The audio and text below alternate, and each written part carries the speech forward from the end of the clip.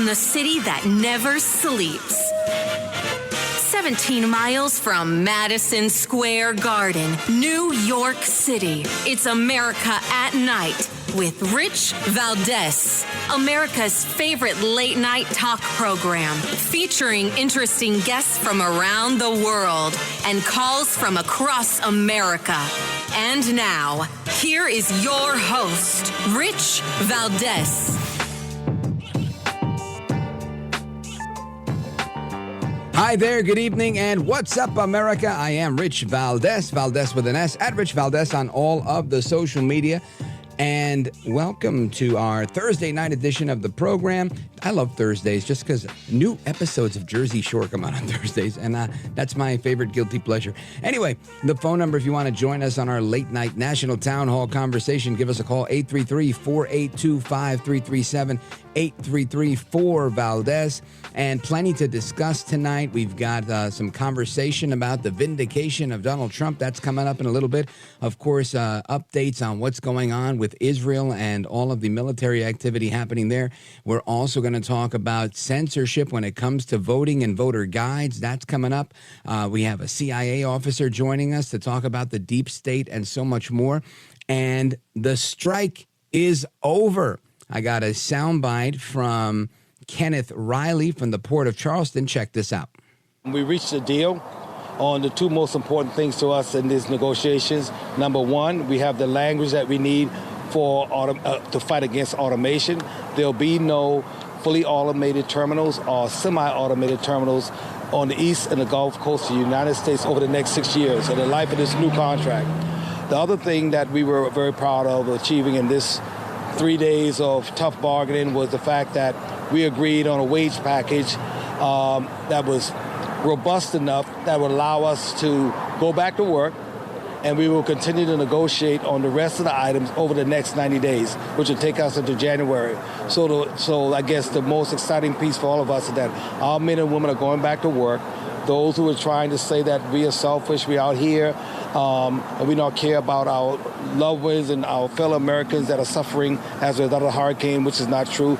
But we take those kind of criticism.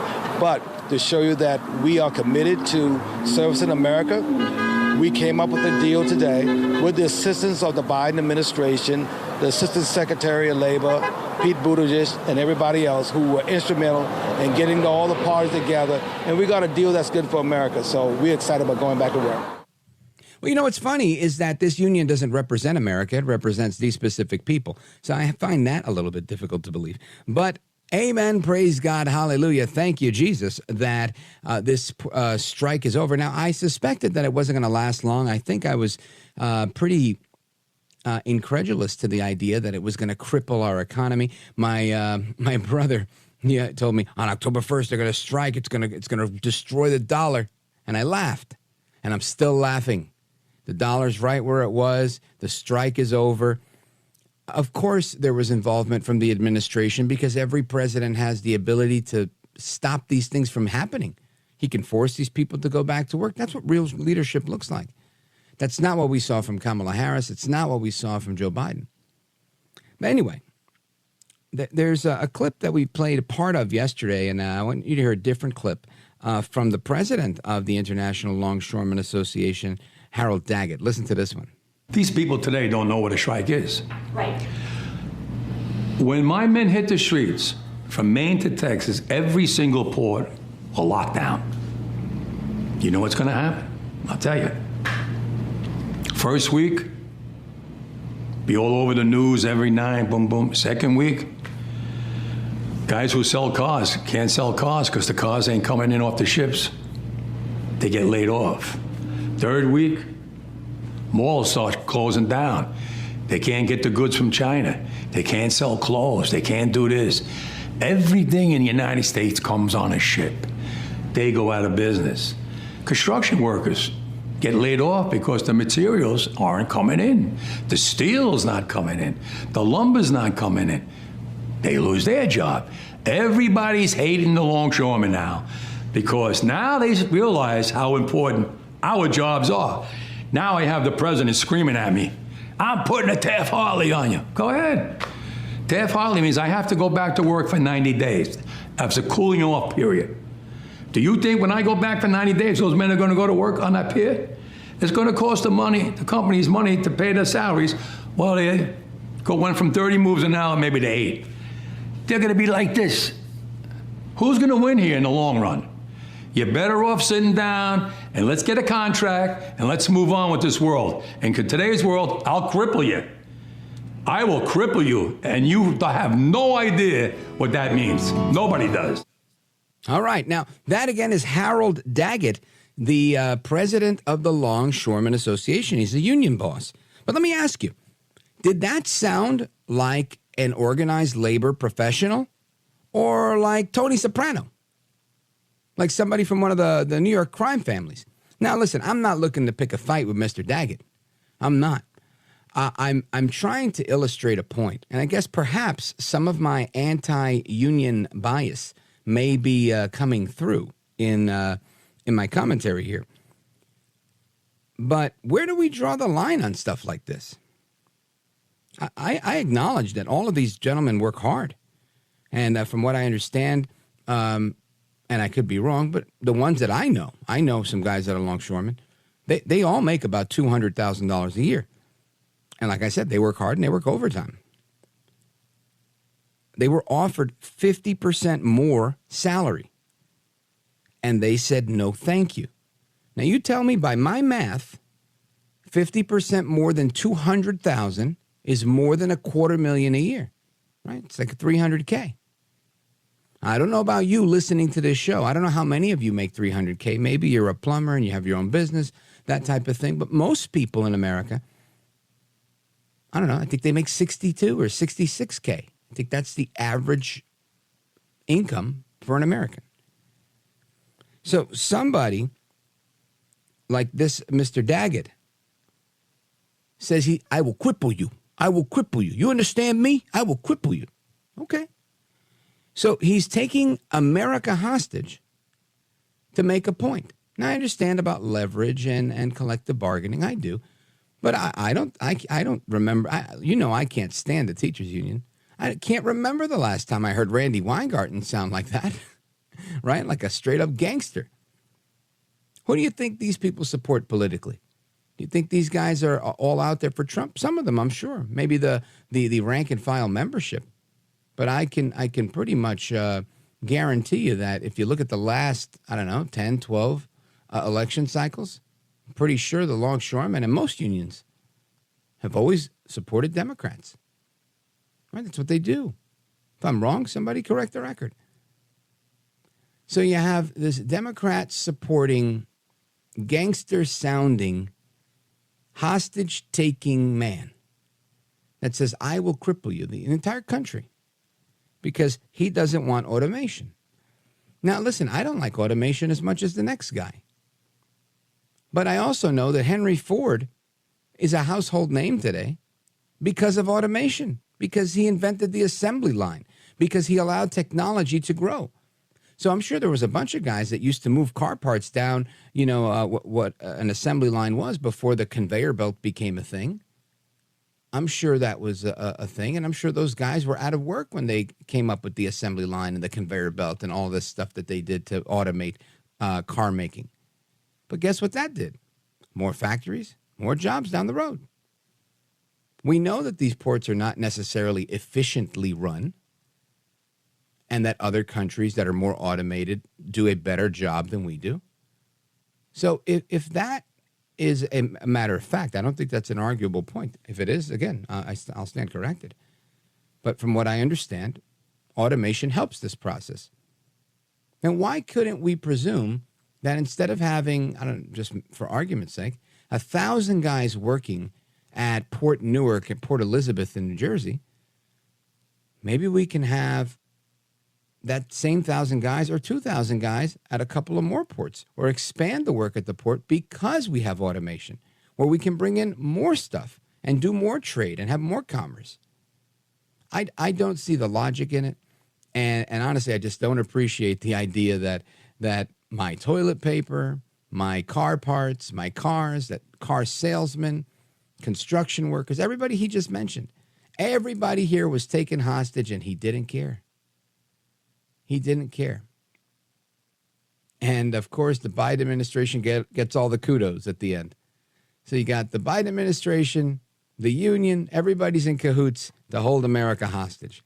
I hope everybody remembers these last 3 days during their time in the voting booth, because this is truly something where we've got to pay attention to who people are and what people do and what people say.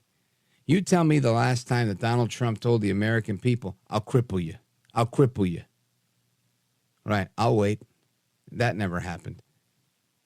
I'm glad it's over, and I hope we learned a lesson about all of this. And now you understand a little bit of why I'm not a huge fan of unions. And I'm sure I lost a few fans making that comment, but every now and again, I've got to reiterate my disdain for organized labor. Anyway, I want to move on from that and talk about some other types of organized chaos, like the organized assault against the truth, organized assault against a legal process that's fair and just. We've seen lawfare against President Trump. We've seen the manipulation and irregularities of votes in the 2020 election and beyond. We've seen multiple states just recently allowing illegal aliens to be on the ballot, or at least non-citizens, and them saying, yep, they're on there, but they're staying on there. All sorts of crazy things are going on. And Dinesh D'Souza, a good friend of the program, he's got a new movie out that deals with vindicating Trump. He's going to tell us all about it straight ahead. Don't go anywhere. This is America at Night with Rich Valdez.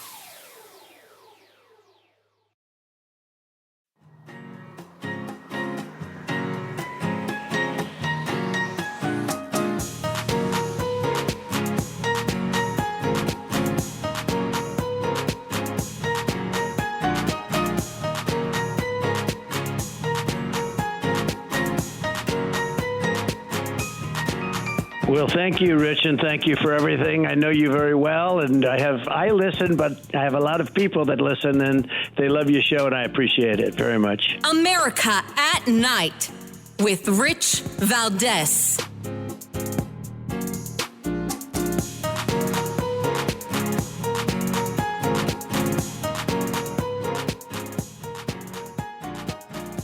All right, amigos, welcome back. We continue our conversation tonight with Dinesh D'Souza. He's the producer, director, and filmmaker of Vindicating Trump, also a book by the same title. Dinesh D'Souza, welcome back, sir. Rich, it's always a pleasure. Great to be on with you. Thank you. And, you know, I'm looking forward to hearing. We have a clip of the trailer for this. I want to play a little bit of it for the audience. Check this out. Somebody has to help this country, and if they don't, the country and the world are in big trouble. Someone's got to overturn the tables in the temple. Trump jumping into the presidential race. She's a bit worried. Of the Apprentice guy? You know the feeling of power. Could you handle it or would it devour? They fear that power. You didn't do an insurrection. Had you called for one, there would have been one. And there would be one if you called for one now. I'm not sure I want that power. I want the power just to make the country better. America first! And that scares them. A lot about Donald Trump scares them. Let's look at everything. Campaign, his family. Let's get foreign eyes on him. We have one target. You know who he is. Going after their companies, their families. That is a dictator. It's a very dangerous time for our country. The goal is to put him in jail because they're so afraid of his voice. I am your voice! We'll bury him so deep in legal, it'll bankrupt them. Broke Donald in jail right before the election. That's sorry for being that guy, but isn't that election interference? It's not interference if we do it. We just want a free and fair election. Sounds expensive. Ballots ain't cheap. Wait. Did you actually say the word buy the ballots? We were able Buy the ballots. Ballots ain't cheap. You heard that. And again, Dinesh D'Souza has made a bunch of excellent films, not the least of which is 2,000 Mules. And the last film, which I'm forgetting the title of, it was fantastic. I actually saw the screening of it at Mar-a-Lago. It was terrific. Police State.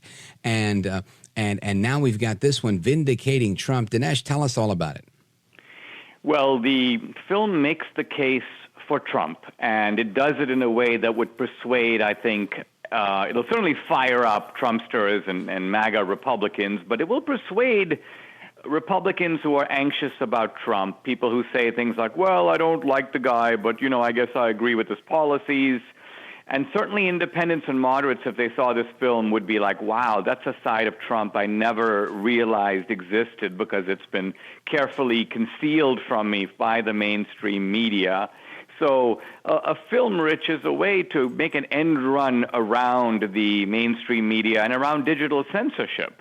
And so this film is now in 850 theaters. You can see it this weekend. And if you go to vindicatingtrump.com, just plug in your city or your town, and boom, all the theaters will pop up. And the book of the same name comes out next week. Outstanding. And it really couldn't have come at a better time. Dinesh, we have a couple of minutes before we hit the break, and then we come back to really dive in. But what was, obviously you're in the filmmaking business is what you do.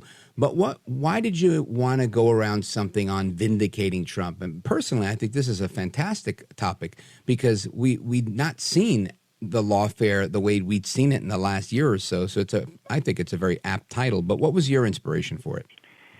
The way I'm thinking about it is that Trump, as far as I know, is unique in the landscape of politics, certainly in my lifetime, in this way. There's one whole group of people who are so attached to him they would take a bullet for him. There's another whole group of people who loathe the guy so much that they would cheer, at least silently, if somebody tried to put a bullet in him. Now, you have to go back to Abraham Lincoln to find a politician, a figure, a national figure who inspired or provokes this kind of radically opposed reaction. And yet, even with Lincoln, it was not about Lincoln the man. The division was really over the issues, over slavery, the extension of slavery. With Trump, the division is over the man. And so this is a film that really grapples with who is Donald Trump, and the centerpiece of the film is a very unique kind of one-on-one conversation that I have with Trump, in which I try to constantly spring on him questions that he hasn't been asked before so people can kind of see the tumblers of his mind work, and also to expose a private dimension of the man that is often never seen in public. What were some of, well, you know what, let me pause right here. This way we don't start something we can't finish. Let me give folks the information. If you want to check out the film or the book that's forthcoming, go to vindicatingtrump.com. That's the website for the book, vindicatingtrump.com. And Dinesh, is that the best place to do a pre-order or to get the film, or is there somewhere better? No, that's the best place. I mean, you can buy tickets from Fandango or the normal places you buy movie tickets, but if you go to Vindicating Trump, it'll tell you which theaters are playing right around you. The book can be ordered from Amazon or Barnes & Noble, but again, there's a tab on the website. Click on that, and you'll be able to order the book as well and get it in just a few days. And is opening night this weekend? Did I hear that right? The film opened this past weekend, and this will be its second weekend out in some 450 or so theaters now. Outstanding. All right, folks, make sure you check it out. We're going to come right back with Dinesh D'Souza, the book and the film, Vindicating Trump. Keep it locked right here. Don't go anywhere. I'm Rich Valdez.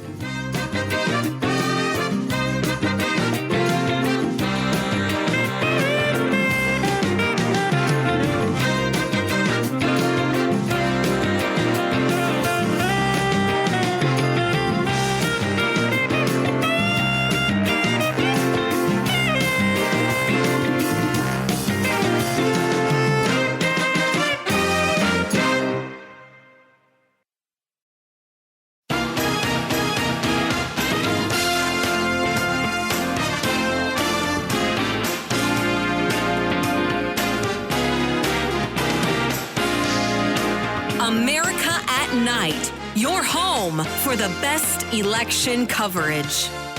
My good friend, and I must say a very talented man, Dinesh D'Souza, did a movie that is getting tremendous reviews. It's called Vindicating Trump, and it's opening Friday on the 27th, and I think it's something you should go and see. People are going to love it. It is something very different and very spectacular, actually. So I congratulate Dinesh. A lot of our friends are in it. A lot of our great loyal patriots are in it. And enjoy it. Most importantly, enjoy it. And frankly, learn from it. Vindicating Trump. Have fun. Thank you. All right, folks, that, of course, Donaldus Magnus, El Trompito, the 45th president of these United States, hopefully 47th, giving a ringing endorsement for this film by Dinesh D'Souza, Vindicating Trump. Make sure you check it out at vindicatingtrump.com. It opened to some rave reviews this weekend, and we've got Dinesh D'Souza with us. And Dinesh, people, they see Trump. He's all over the place. Everybody thinks they know him, but yet I think a lot of people don't know him, and he's often so misunderstood. Tell us some of the major takeaways you got in this deep dive that you did. Yeah, let me start with a kind of a familiar picture of vignette and try to interpret it in a way that makes sense of the enigma of Trump. You know, we're all familiar with that famous scene where Trump comes down the escalator in 2015, the first time he announced for president. That's, of course, in the movie, but we all remember that and know that scene very well. Now, what does that mean? The way I look at it, at the top of the escalator, you have all the cultural elites. So imagine like Ellen DeGeneres and Oprah Winfrey and all the Hollywood people, all the people that love Trump and wanted to be like photographed with him and be seen with him. And then Trump does something very significant. He gets on the escalator and he goes down. He descends. Now, where does he descend to? The way I look at it, at the bottom of the escalator, I can kind of envision all the forgotten Americans, all the ordinary guys who've been screwed over by our politics, sometimes by both parties. Their jobs have been traded away. And they look at this guy and they're like, wait, what the heck? He's a billionaire. He doesn't have to take up our cause. He doesn't have to join our team. And yet here he is. And so this helps to explain the fanatical loyalty that so many of these people have for Trump, because he took up their cause when nobody else would. And at the same token, you can see why the people at the top of the escalator, they view Trump as a kind of traitor. He was one of them, and then what did he do? The way they see it, he then joined all the pitchfork people down there and took up their cause against us. So here in a nutshell, in a single image, you can kind of see why the people who were once so attached to Trump, so devoted to Trump, became his deadly enemies. Folks, we're on with Dinesh D'Souza. He's the author and the filmmaker of the new film, Vindicating Trump. Check out vindicatingtrump.com if you want to learn more about where you could check out the movie this week. And in the clip, Trump mentions that a lot of his friends and familiar patriots are there, and you're talking about the same thing, this nuanced approach and getting to see Trump. When folks that are listening to this interview go and check out the film with a group of their friends or whatever and what have you, what do you think their main takeaway of watching the film is going to be? Well, I think it tells the story. Films are basically a narrative. They're a journey. And this is a journey that is helping you to understand not only who Trump is, but why he inspires this sort of almost terrified rage on the part of the left. I mean, he's the only one who does, right? First of all, when the left calls Trump a dictator, it's a very unique type of charge. They never said that about George W. Bush, either father or son. They never said that about Reagan. They'd say Reagan is a washed-up movie actor. They'd call him names, but they didn't say that about him. No other Republican terrifies the left like Trump. I think the Democrats think, well, we can deal with all the other guys, but Trump is kind of in a league of his own. And here's why. I mean, any other Republican, for example, facing 2 criminal charges, forget about 91, would have exited the race, would have fled the field.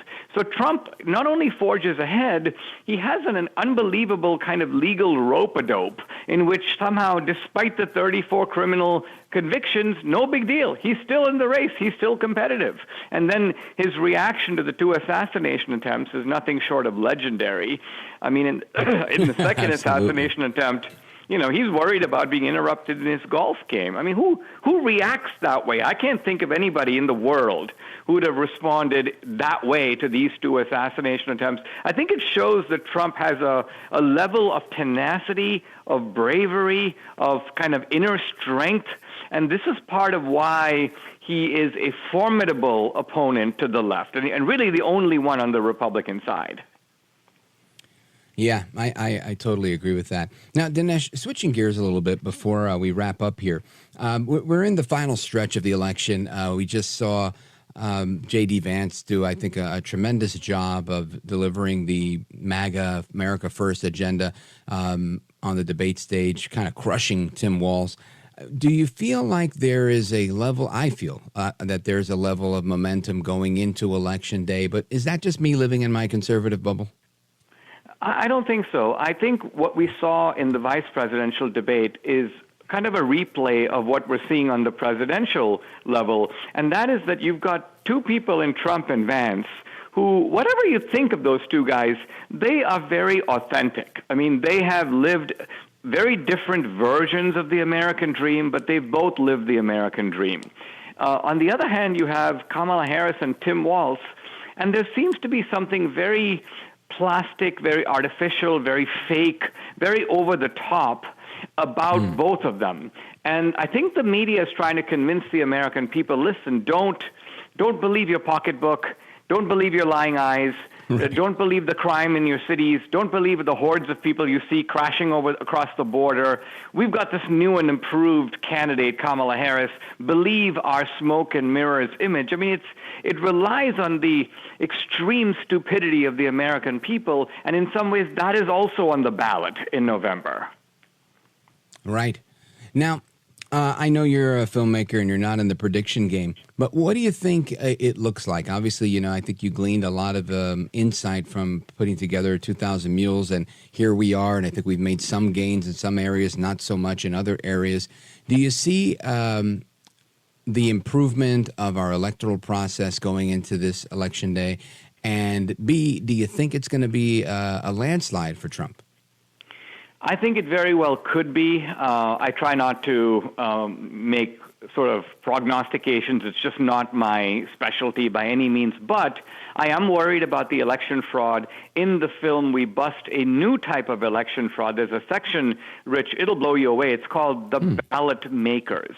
And as it turns out, it is possible for you and me to obtain and make an unlimited number of ballots. It's just downright crazy. It's something I didn't even know about when I did 2,000 Mules, and it's a completely new form of election fraud to worry about. Well, I told Trump about it. I raised it with Laura Trump, who's co-chair of the Republican National Committee. So those guys all know about this. But yes, I think as the Democrats get desperate, they're going to be looking for new ways to cheat. And that's why we need to be smart and keep our eyes open. And this film will actually tell you where you should be looking, where you haven't looked before. Outstanding. Dinesh D'Souza, I want to thank you for being with us. Excellent conversation. Can't wait to do it again. Continued success with the film. Let everybody know how they can learn more about future films and how they can keep up to all the, you know, all the great things you're doing. You have a great podcast. There's a lot of things you're doing. Let them know. I do a daily podcast, the Dinesh D'Souza podcast, so look for that in Apple and Spotify and the usual places. Follow me on X at Dinesh D'Souza. The movie website, vindicatingtrump.com. You can buy movie tickets. See it this weekend if you can. And also pre-order the book, which is out next week. You can do that right off the same website, or just go to Amazon or Barnes & Noble and get it from there. Outstanding. Dinesh, I want to thank you for being with us again. You're a gentleman, a scholar, and a patriot. Godspeed to you and your wonderful family. Thank you very much. You bet. All right, amigos, we continue with your calls, your thoughts, and so much more straight ahead. Don't go anywhere. This is America at Night with Rich Valdez. Call now, 833-4-VALDEZ. That's 833-482-5337. 833-4-VALDEZ. That's Valdez with an S.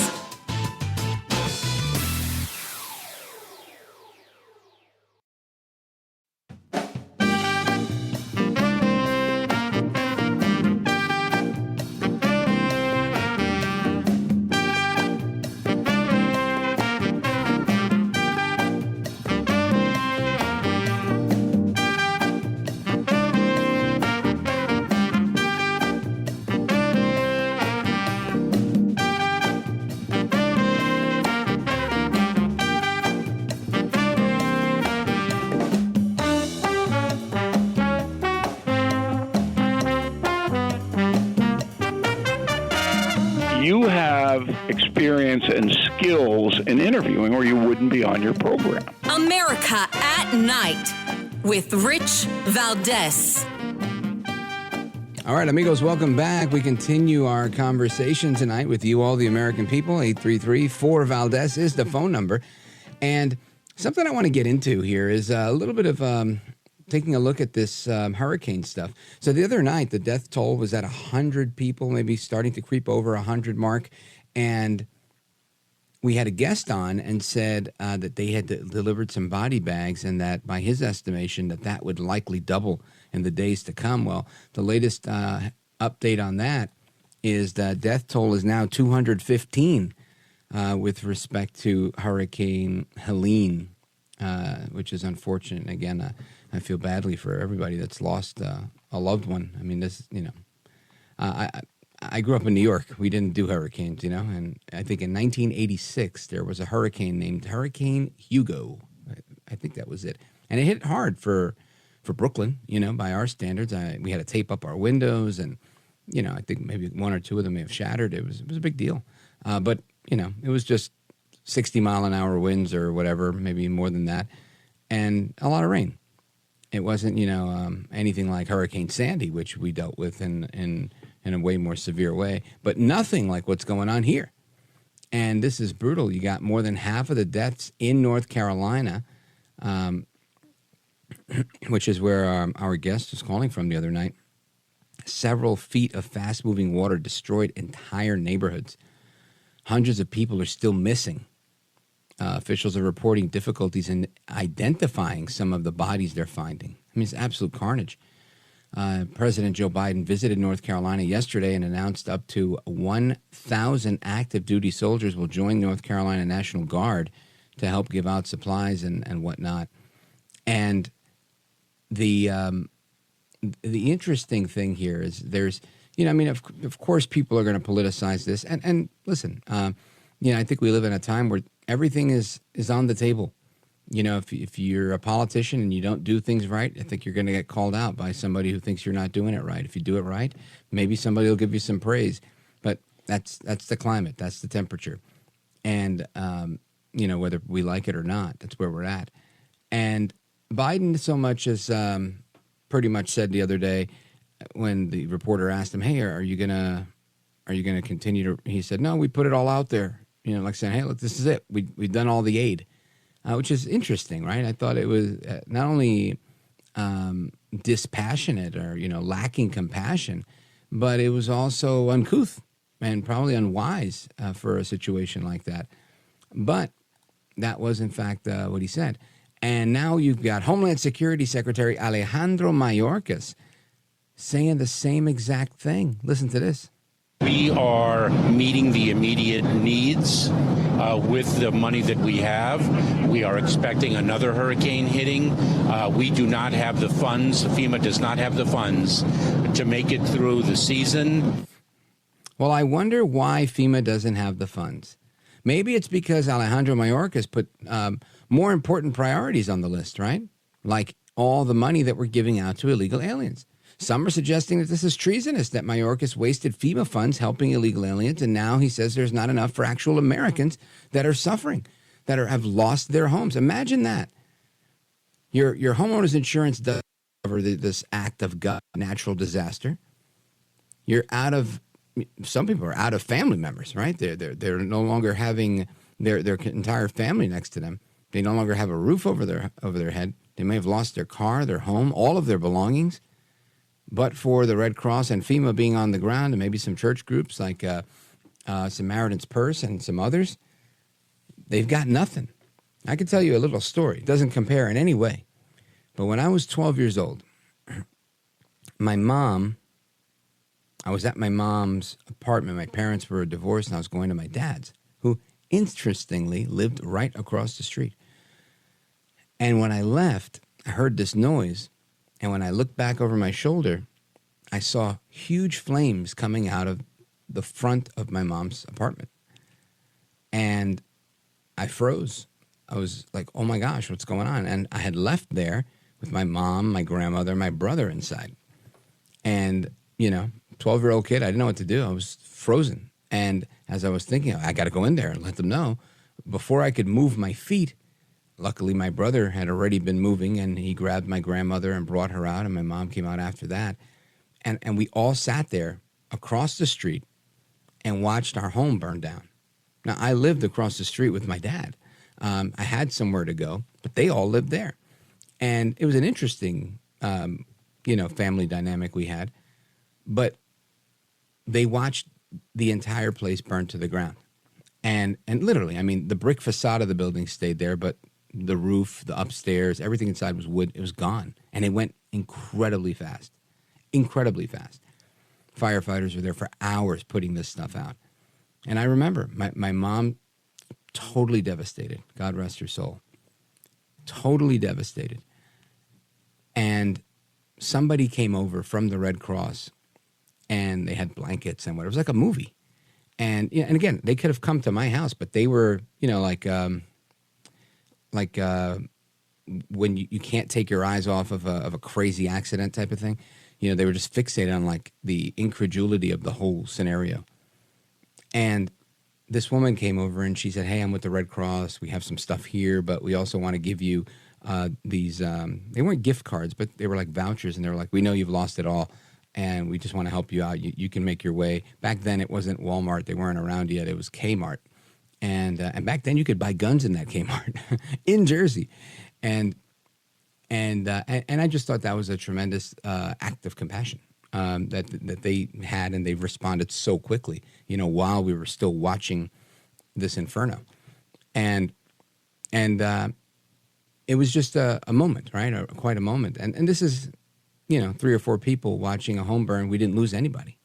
My mom lost tons of photo albums and things like that, but she got out with her mom, and everybody was okay, and we all recovered. And new furniture was bought, and they rebuilt the place, and she moved back in, and whatever it was. But my point is, that was incredibly traumatic for all of us to go through. Just imagine these people that it wasn't just their house, it was their neighbor's house, the entire neighborhood. You got hundreds of people that have lost their lives. I mean, just absolutely jarring. It really is. And I really wish them the absolute best. Anyway, we're going to continue our conversation and critique of Mayorkas, Biden, Harris, and everybody else who's screwing things up. Don't go anywhere. This is America at Night with Rich Valdez.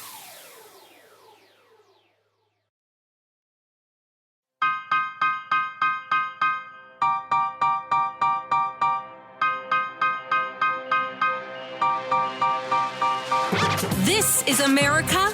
This is Night. This is Rich Valdez. When we heard that Biden was just going to be, flying around, it kind of just made us feel like, as our president, where is that like guidance where you're supposed to be kind of here helping us with this, and just almost like it's like almost a sense of abandonment, and like I said, it's mainly just the community coming together and helping each other out with all of this. That is a North Carolina resident telling Newsmax TV yesterday that she just felt a tremendous sense of abandonment from the Biden-Harris administration, feeling like, she didn't know what was going on. And that's so unfortunate for people to feel like that, because they already feel like that with everything they have being lost. And another resident in North Carolina, Canton, North Carolina, told Fox News something similar. They hadn't even seen FEMA. Listen to this. We haven't seen FEMA, we haven't seen Red Cross, we haven't seen Hearts with Hands, we've seen no agencies come through here. Most people drive through with their cameras out, filming us like we're animals in a zoo, and don't stop. Man, I tell you, this is such a sad thing to watch. It really, really is. And I think people aren't going to forget. People are going to remember this stuff and say, you know what? We deserve better, and our government should do better. Folks, keep it locked right here. We continue our conversation straight ahead. We're going to talk to a former CIA operative who's going to tell us about the deep state and so much more, plus more voting craziness. Don't go anywhere. I'm Rich Valdez.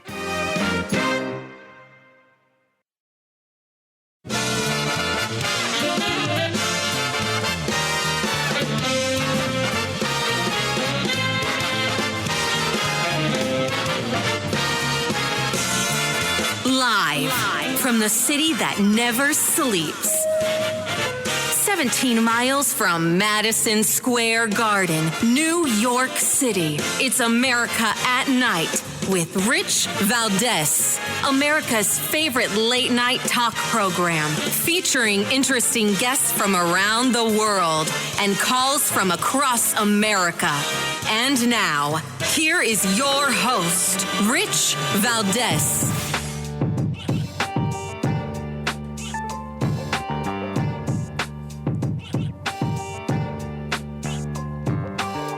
Hi there, good evening, and what's up, America? I am Rich Valdez, Valdez with an S, at Rich Valdez on all of the social media. Welcome to hour number 2 of our program. It's Throwback Thursday, and we're live and national. If you want to give us a call, the phone number is 833-482-5337, 833-4-VALDEZ, and I'm happy to have a conversation with you tonight. A few things that are going on. Let me just share with you kind of where we're at. We've been talking about the latest with the hurricane, how the Biden administration, Kamala Harris, the vice president, and Alejandro Mayorkas have all failed Americans from one policy to the next. And there's more going on, right? Trump on the campaign front, he's got $160 million in campaign contributions. Meanwhile, Jack Smith is still putting stuff out there to try and get El Trompito into more hot water. And there was another big story I wanted to go to. Let me see. Where did it go? Oh, the longshoremen, they have paused their strike until January 15th. We have a clip of the guy that we played a little earlier saying, big thanks to the Harris administration and the Biden administration and this and that. And this is a problem that I think the Democrats allowed to occur. It went on 3 days too long, in my opinion, but it's over. And this is them, looking out Kamala Harris to try and help her out, I think, ahead of Election Day, because ultimately I think they're all in cahoots. And speaking of cahoots, right? At the end of the day, a lot of this stuff, whether it's the wars that we see, and talking about wars, you've got all sorts of drama and things that are going on in the Middle East. Israel is bombing Iranian facilities. The Iranians have their propaganda machine on full throttle. I saw somebody out there cheering on the Iranians. The same guy that I saw on Twitter giving kudos to Nicolás Maduro from Venezuela. It's just bizarre to see some of the things that you see on Twitter and other places. Some people just, for the sake of being a contrarian, they'll say, I don't believe anything our government tells us. Okay, that's fine. You don't want to believe it. But that doesn't mean that all of a sudden now Marxism is good and communists are good and the good guys are the bad guys and the bad guys are the good guys. No, come on. That's just absolutely insane. And that's what you get when you have these people that want to buy into this fiction that somehow that Netanyahu, the Israelis, and Jews all together are somehow the bad guys. No matter what they do. No matter what they do, they're always the bad guys. They're genocidal. They're this and they're that. And I would think to myself, who writes your propaganda? Is it the Nazis themselves? Is it the mullahs? Before you know it, we'll be praising the mullahs. We'll be praising Putin. We'll be praising everybody that doesn't have an interest in seeing the United States do well. And I understand that there's propaganda on every side of everything. And many people suggest that, we're supposed to hate these people because we're told and programmed to hate those people. But in fact, it's the United States that are the bad guys. I'm sure that that's happened on occasion, that the United States has stuck its nose into lots of different things through the CIA and a lot of other ops and operations that they've used and conducted to do what they do in Ukraine and other places. But at the end of the day, that doesn't make these other people good actors just because we've done things that may have been shady. Right? It doesn't make Putin some sort of saint. It doesn't make any of these it doesn't make the mullahs somehow righteous. They're still the same people that wish death to America and wish death to Israel. That doesn't change. You might think that it's okay for them to wish us those things, but I'll tell you this. We've been attacked in our country, and I don't wish anybody any death, right? Because we have to move on in life. And that's just how things work, at least in my perspective. Maybe I'm looking at it the wrong way, and I'll likely look at it the wrong way for all of my days. But there are some deep state government gangsters out there, and they do lots of wicked things. And I want to get into a whole bunch of that because there's a book and a movie out from a friend of the program, Pedro Israel Horta. He is a former CIA officer that served in the United States Army, had an honorable discharge, worked in business for 14 years as a professional salesperson and account manager. And he's been a licensed minister in the Christian faith with an evangelical church out of Bradley, Illinois, since 2021, when he got ordained. And he's out there. He's out there doing ministry. He's out there telling the truth. And he's got a book called The Broken Whistle, A Deep State Run Amok. And I think we talked about that the last time that he was on, and the forthcoming book and the movie. The movie Deep State Gangsters. He's a writer and a producer on that as well, and we've got him with us. Pedro Israel Horta, welcome back, sir. Good evening, Rich. Pleasure to be back on your show. Thank you so much. You bet. So let's talk a little bit. We have a little bit of time, so I want to make sure we take our time with this stuff. And you served in the CIA, and I know last time you told us a little bit about being there and having taken exception to the deep state and the way that they treated you. Remind us a little bit about your CIA experience. 18 years, well-trained, experienced, 8 exceptional performance awards, analytical training as an analyst, operations officer for the operational side, certified, ended up doing almost 6-7 years in war zones, Iraq 2 years, Afghanistan for a year, then Middle East for almost 7 months, but like 3 years working from headquarters, traveling to the field. Also 2 additional years in war zone work. At the end, what happened was I deployed back to Afghanistan as deputy chief of base, and that's where all hell broke loose for me by simply doing my job, reporting what I needed to report to the superiors, what was going on in that base. One thing led to another, and I basically became an accidental whistleblower. And what I witnessed firsthand was basically the weaponization of government power to come after me, to silence me, to eventually fire me. And in this entire process, I ended up working as an inspector general, where I was able to be part of a team where we evaluated and inspected the whistleblower reprisal protections. And we found out that all we had was basically pretty letters on paper that were worthless, unenforceable, because they were not being enforced. So anyone who would dare to blow the whistle on wrongdoing would more than likely be subjected to a reprisal of any type of personnel action. And there was nothing they can do about it, because chances of having an investigation that will find the facts that indeed a reprisal took place, such an investigation would never happen. In a nutshell, without getting into the weeds, that's basically what happened. But the big issue here is, I reported up to a high level. I went all the way up to the director of CIA, the director of national intelligence. Some of my disclosures made it to Congress. Exactly what, I don't know. But bottom line was, nobody did anything to correct these issues, and they basically allowed the CIA bureaucracy to run rampant like basically criminal-like behaviors, mafia-like tactics, to literally threaten me to shut up. If you don't shut up, we're going to take your clearance away from you and fire you. And that's what they did. Man. So here you are now out of the CIA, born in Miami, the son of Cuban immigrants who fled Castro's tyranny of communism. And you've got this, nearly 2-decade career with the CIA. And you've written this memoir, the memoir, The Broken Whistle, A Deep State Run Amok. And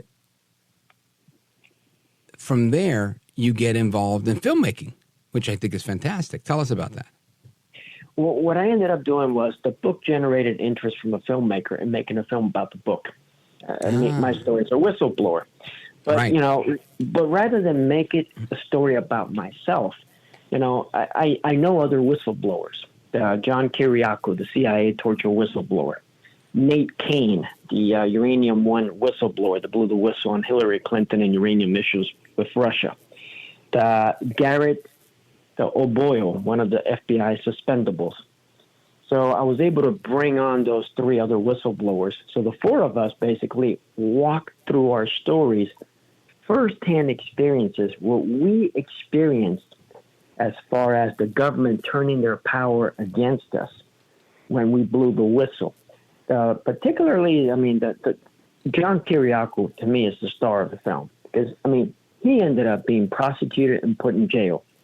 And the reality is that it was basically a prosecution that had no basis whatsoever. It was basically a reprisal, a retaliation for having spoken up and brought to light some of the CIA torture and rendition issues. So I brought in all these whistleblowers and 2 color commentators, Lee Smith, a veteran journalist, and J. Michael Waller, a veteran policy analyst. Sure. We've had them both on this program. Yeah, so they provide color commentary as far as what does it mean. And the bottom line of the film is, who will speak for you when they come looking for you? It's basically dependent on who you spoke up for. If all we do as citizens is just go about our daily lives, stick our heads in the sand, and basically do nothing about issues that we see going on, and don't speak up and hold people accountable, we're just going to continue to degrade into this tyrannical form of government where we're going to be slaves to a government that tells us what to do, and whether we like it or not, that's what our lives will be. And ultimately, we will turn ourselves into just another despotic type of regime where the elite will rule us and impose upon us what they want us to do. Makes a lot of sense to me. I want to hear more about that and the film when we come back. Folks, we're coming right back with Pedro Orta, former CIA agent. He's a licensed minister, and he's also an author and a movie producer. Don't miss it. This is America at Night with Rich Valdez.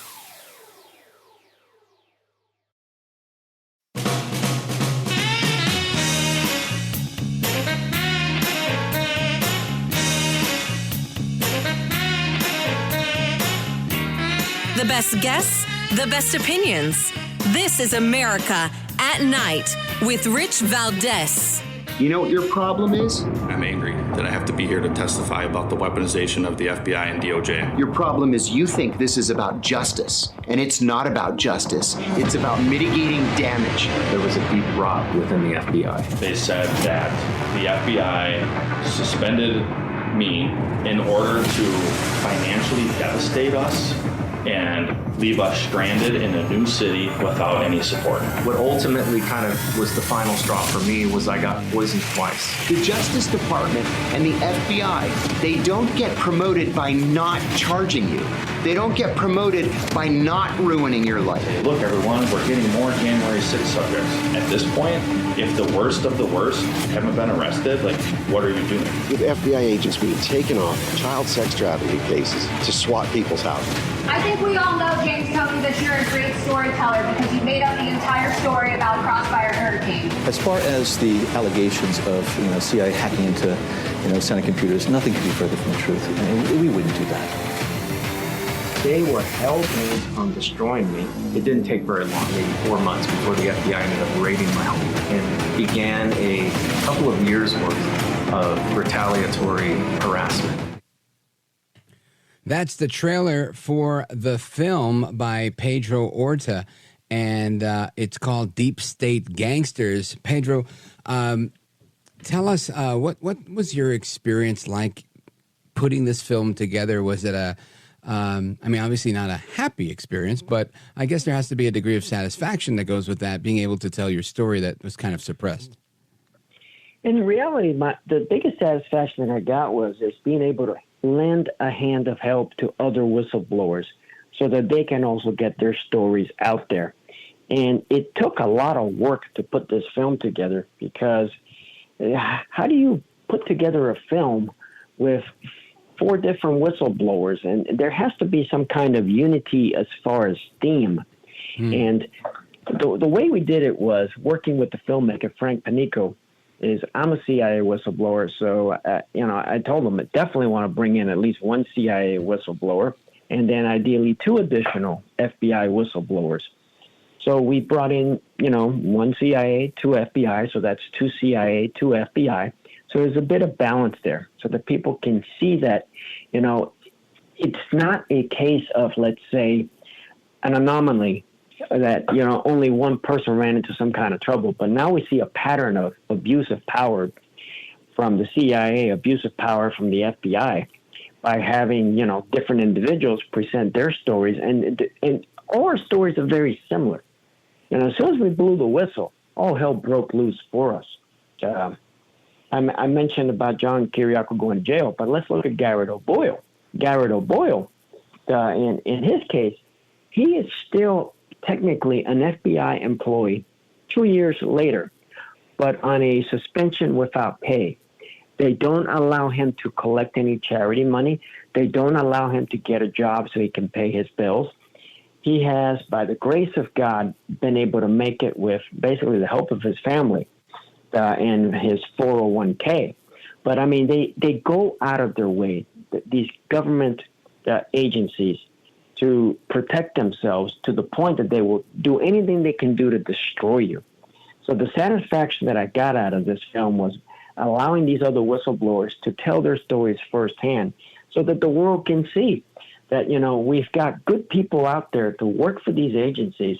But unfortunately, when they do what they're supposed to do, they end up being on the end of reprisals, and they cost them their employment and their livelihood, and not only them, but the effect it has on the families.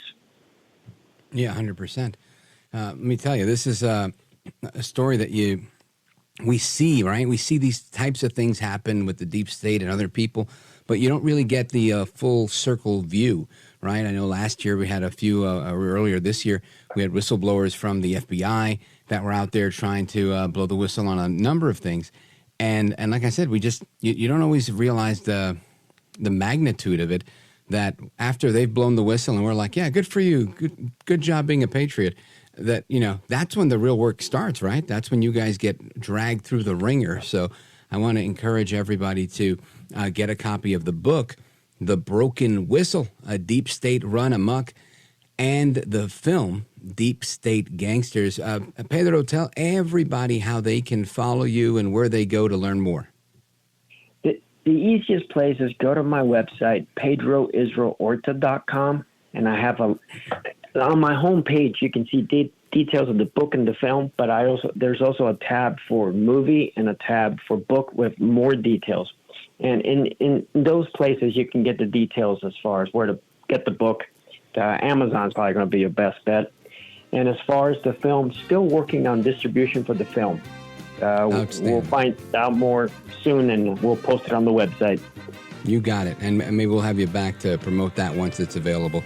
Brother, I want to thank you for being with us. You are a gentleman, a scholar, and a patriot. Godspeed to you, sir. Thank you. God bless you, Rich. You bet.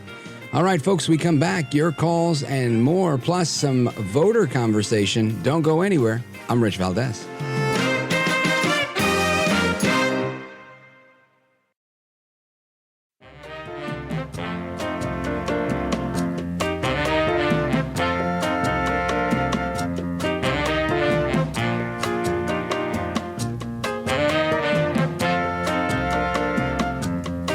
I want to listen to you, Rich, all the time. America at Night with Rich Valdez.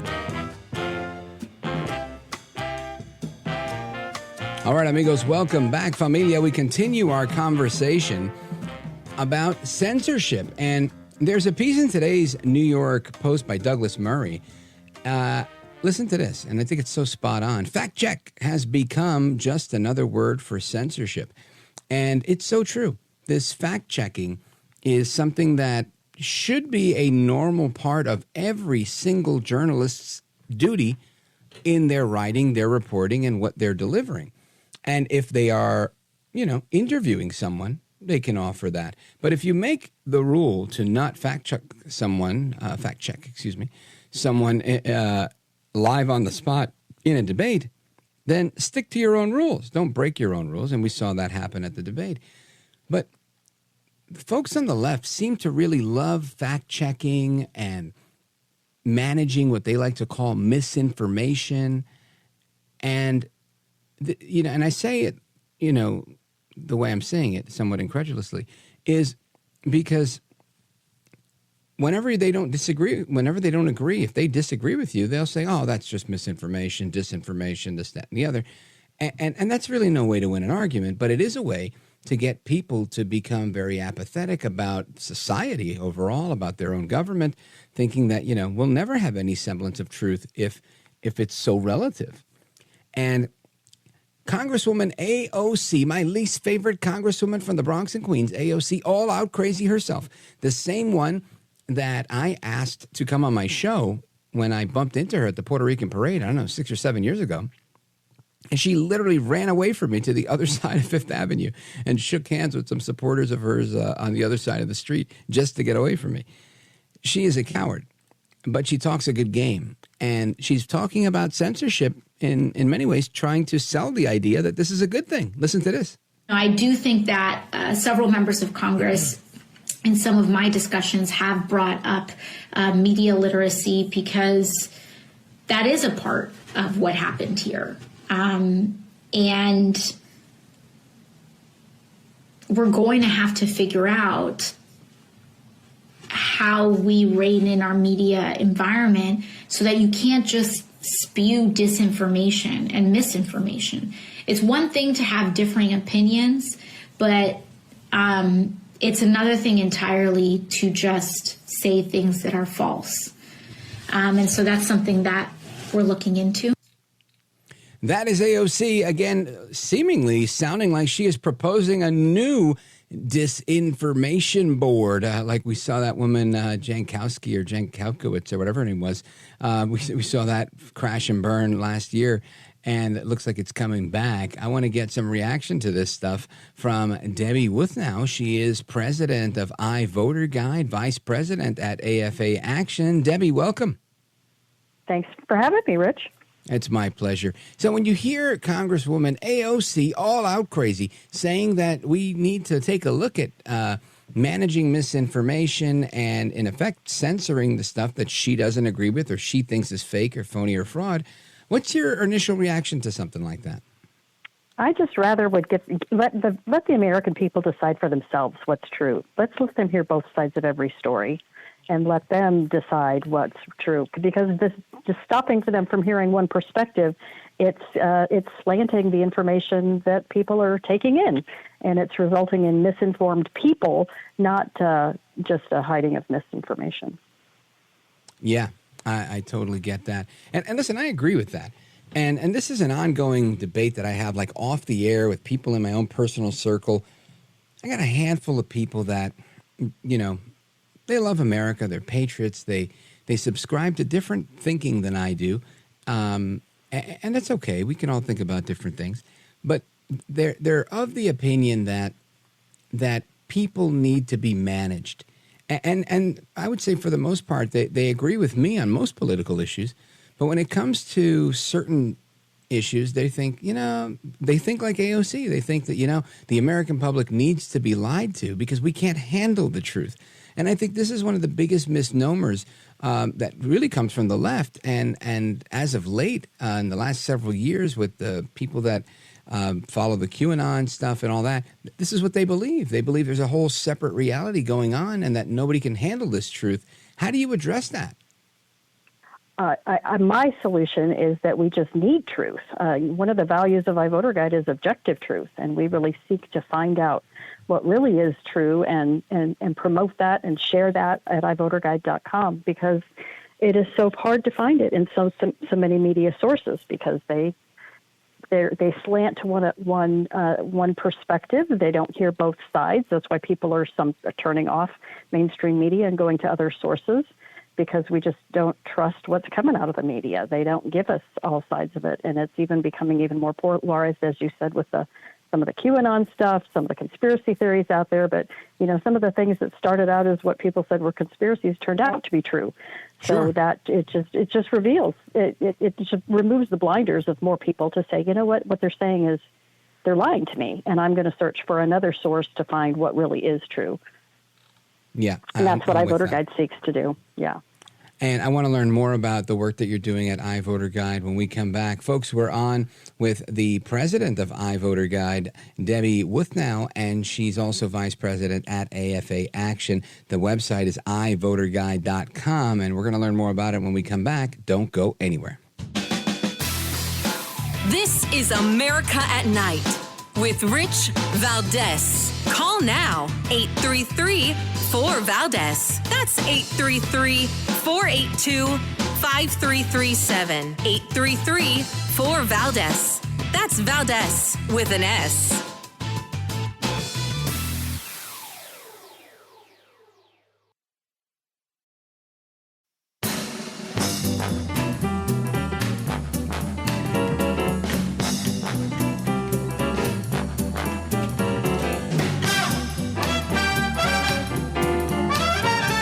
Look at Rich Valdez. He's now a radio host, and he's a great radio host. America at Night with Rich Valdez. Thank you, Governor. And just to clarify for our viewers, Springfield, Ohio does have a large number of Haitian migrants who have legal status, temporary protected status. Margaret, but thank you, Senator. We have so much to get to. Margaret, I think it's important because we're going to turn out of the economy. Thank Margaret, you. The rules were that you guys weren't going to fact check, and since you're fact checking me, I think it's important to say what's actually going on.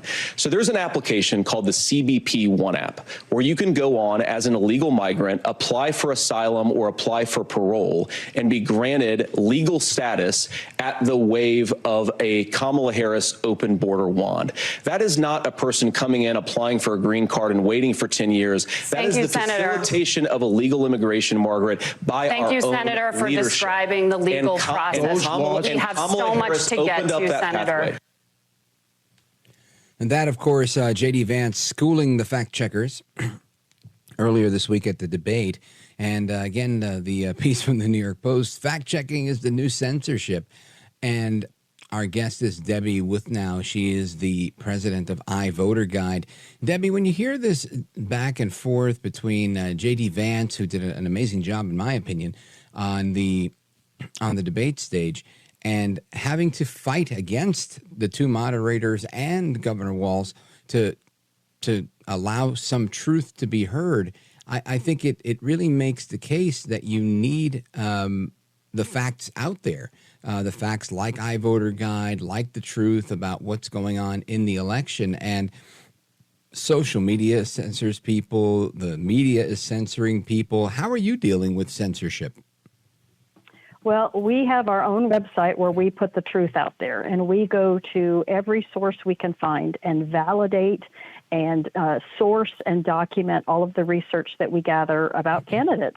And we look at what they have done, not just what they say they're going to do. For example, when Kamala Harris was the senator from California, we have data about what she did in that role. We have what she did when she was AG in California. We look at what candidates do in votes, in actions, what they do with their campaign finance data. And everything that we have at iVoterGuide is sourced, and it's accurate and true. And what we do that's unique that, maybe the left doesn't like so much is that we actually assign a rating for candidates so that voters can see where every candidate lands on the political spectrum, from far left all the way over to verified conservative. And, we just put that out there at a website we host ourselves, so the website itself can't be canceled, but we're experiencing a little bit of canceling on the social media side because, sometimes I don't think they like the full perspective. If information doesn't fit the narrative of the left, they hide that. They don't want people to have access to that. So that's what we've been experiencing at iVoterGuide is that Facebook has been canceling some of the posts that are going out, sharing voters that want to share with other voters information at iVoterGuide because they find it well documented, they find it nonpartisan, they just find it helpful to vote. And it's covering candidates not just our president, but statewide candidates, state legislative candidates, and even some school board candidates. and it's getting blocked because it doesn't fit the narrative of the left. Yeah, and that's unfortunate that that's happening. My hope is that we'll get to a place through more courageous action, like Elon Musk buying Twitter, and I don't know, maybe if I strike it big, Debbie, I'll buy Facebook. But I'm not holding my breath on that yet. Folks, I'll pray for that to happen. Amen to that. Debbie Withnow, president of iVoterGuide and vice president at AFA Action. I want to get a quick snapshot of some of the work that you're doing with AFA. I think AFA is a great organization. Tony Perkins is great. I'm going to do that when we come back, so stick with me. Folks, we're coming right back with Debbie Withnow, iVoterGuide.com. Don't go anywhere. This is America at Night with Rich Valdez. Call now, 833-4VALDEZ. That's 833-482-5337. 833-4VALDEZ. That's Valdez with an S.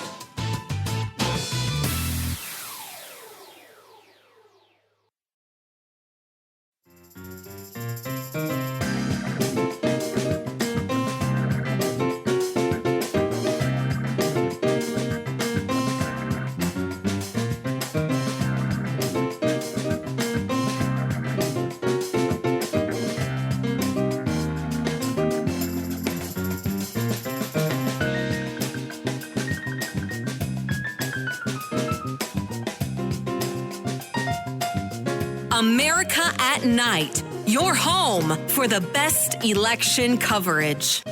Call now, 833-4VALDEZ. That's 833-482-5337. 833-4VALDEZ. That's Valdez with an S. All right, amigos, welcome back. And I want to play a clip for you of a 10th grade student who's at a school in North Carolina, Athens Magnet School. This is from about a week ago. And she went to a school board meeting and was describing a book that she was made to read in class. And the topic of the book was entirely inappropriate for this meeting, and let alone for high school students to be reading about. But they still had them reading about this. And I want to get some reaction from our guest as well. Listen to Zarina Benson. My name is Zarina Benson. I'm in the 10th grade and I'm 15 years old. For 11 of those years, I lived in the Dominican Republic. 3 months ago, my family and I moved to North Carolina and have me enrolled in the highly rated Athens Drive Magnet High School. I was very excited for this opportunity. Until last Friday, that is, on Friday the 13th, my English honors class, my teacher assigned the class to read a story independently and then come together into groups and discuss the story and answer some questions. There was a part in this story that made me feel very uncomfortable, and I looked around and saw the same expression on other students' faces. We all had just read the following. It was not the summer you fell in love with your cousin Doozy, because that happened just a few summers before, when you both wiggled into the tiny space behind Grandma's garage, and he tried to fit what you both called his banana into what you both called your tomato, but neither of you was sure which was the right hole. Even after reading again, it makes me feel very uncomfortable. This graphic, ancestral sexual language should not be taught in any class, much less an honors English class. That day I came back home from school. As per usual, I told my parents about my day and the things I did. I showed them what I was taught in my English class, and they were as outraged as I was. This incident got me thinking. In my Healthful Living Honors class, I am being taught about brain functions and development. I was taught that the teenage brains, like mine, are not fully developed yet, and that we must be careful about what we engage during these years. Based on this logic, I am a teenager, my brain is not fully developed, and I should not have graphic, ancestral, sexual content taught to me in my classes. I am deeply bothered and deeply disappointed. I have decided to leave Athens Drive High School because I should not have to deal with pornographic, ancestral, sexual content taught to me in my classes. Thank you. What a poignant young lady with great statements that were made there by her, Zarina Benson, 10th grader. And Debbie Withnow, president of iVoterGuide and VP at AFA Action.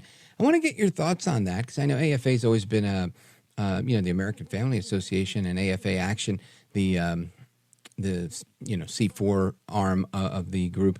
You guys have done nothing but defend the family. How does it make you feel to hear something like this? It horrifies me. It turns my stomach that would happen in a school. But I'm so proud of that young woman for standing up for what she knew was inappropriate. AFA had its start in banning pornography back in the 70s, and obviously there is still a lot of work to do. We would challenge parents to pay attention to what is going on in their children's schools because this is just wrong. The student is right. Their brains are not fully developed. They shouldn't be exposed to that type of thing. Even adults don't want to be exposed to that type of thing, and certainly not our children. And you got to pay attention to what's going on in the schools, who are your teachers, who are on the school board. And that's part of why AFA purchased iVoter Guide is because we're wanting people to elect better people to school boards that are going to stop this type of thing from happening. But parents need to pay attention. And know what's going on and protect your kids. More parents are pulling their kids out and putting them in homeschools because it's just wrong what's happening in the school boards with those pornographic books. And AFA is working in many fronts to educate parents, to support parents, to give them alternatives for their children and for their family. Debbie, what's interesting is that proponents of these books that are very sexually explicit and graphic in nature, that some, would border on saying is grooming.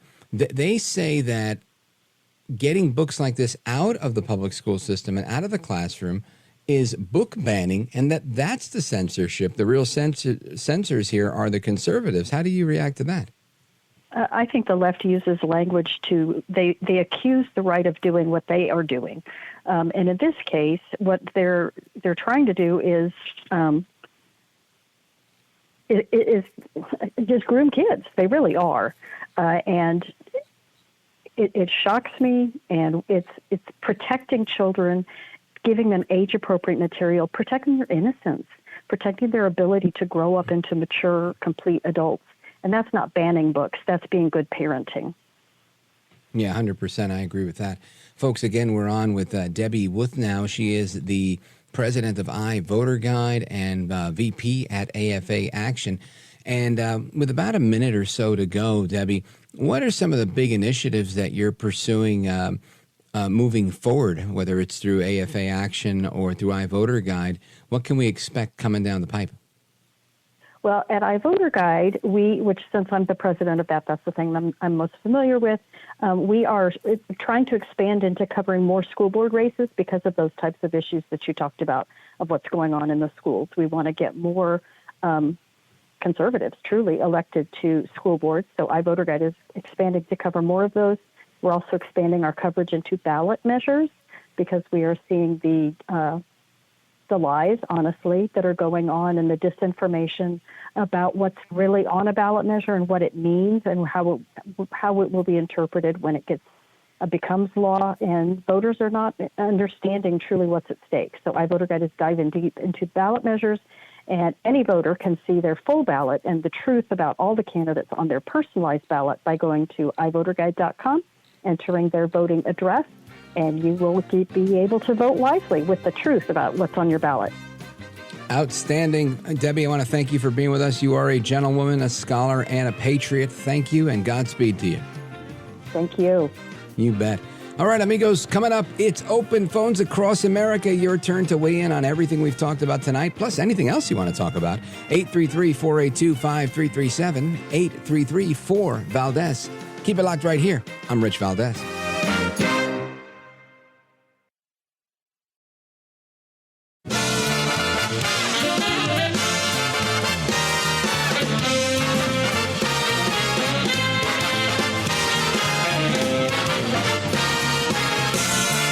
Live from the city that never sleeps.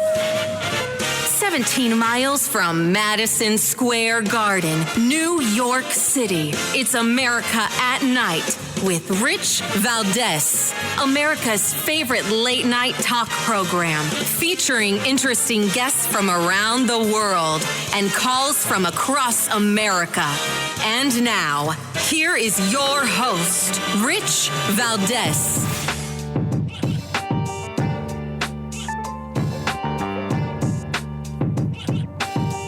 Hi there, good evening, and what's up, America? I am Rich Valdez, Valdez with an S, at Rich Valdez on all of the social media. Welcome to hour number 3 of the program. We like to call it Open Phone America. Open Phones Across America is the third and final hour of the program, and you're welcome to give us a call, 833-482-5337, 833-4-VALDEZ.